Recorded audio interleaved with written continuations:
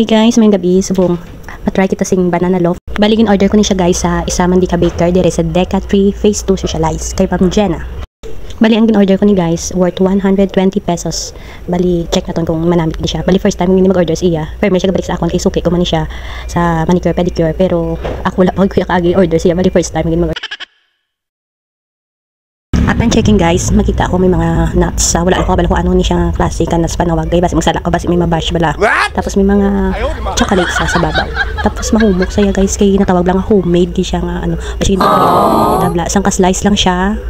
Maano magid nga astag sa dami. Tapos sa dalom guys ang tawa niyo damo sa chocolate. Wow. Tapos i-try nato ni siya ang first bite naton kung manamit di siya. Kay iban di ba may ara nga iban nga dumapait, maano ari try naton kung manamit siya.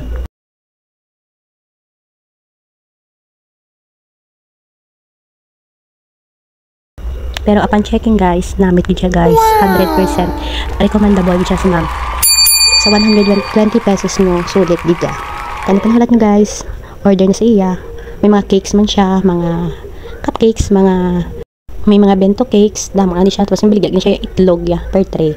Ang free delivery within Socialize. Basta i-chat nyo lang si ma'am para maka-inquire kita mo. Sige, that's all for today. Bye!